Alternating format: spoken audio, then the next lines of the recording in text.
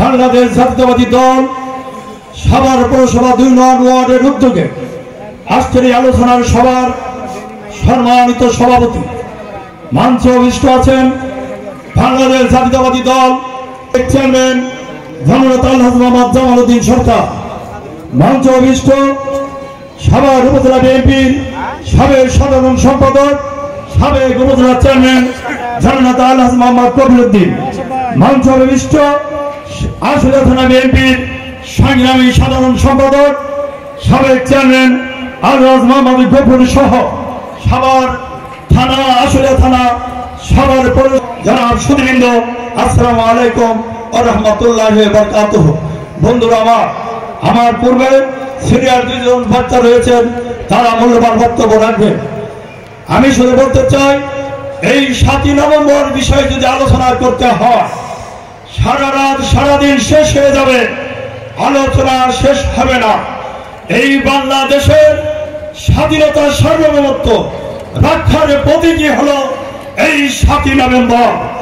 বাংলাদেশের গণতন্ত্র প্রতিষ্ঠিত হয়েছিল এই ৭ই নভেম্বর।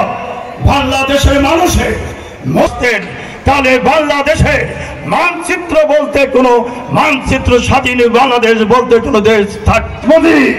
বাংলাদেশের সমস্ত রাজনৈতিক দল বিলুপ্ত করে ৫ সালে কায়েম করেছিল। সেই ৫ সালের অস্তিত্ব বাস্তবের নির্যাতনে এই দেশের সমস্ত হাসিনা আওয়ামী লীগ করতে পারত না, তারও সেই ৫ সাল করতে হতো। যদি এই ৭ই নভেম্বর না হতো তাহলে বাংলাদেশে আজকের যে গণতন্ত্রের যে কায়েমের লক্ষ্যে মানুষ লড়াই করেছে, আজকে যে ৫ই আগস্ট যে ছাত্র জনতার বিপ্লব হয়েছে, এই বিপ্লবের মাধ্যমে আমার বাংলাদেশ ঐতিহাসিক দিন, এই দিনকে আমরা যথাযথ পালন করার সুযোগ বিগত দিনও পাইনি। বন্ধুরা আমার, এখানে এক বক্তা বলেছেন আমরা পর্যায়ক্রমে বিভিন্ন ওয়ার্ডে আমাদের বিভিন্ন বাংলাদেশের সংস্কার করার জন্য কিছু কিছু মন্তব্য করে যাচ্ছেন।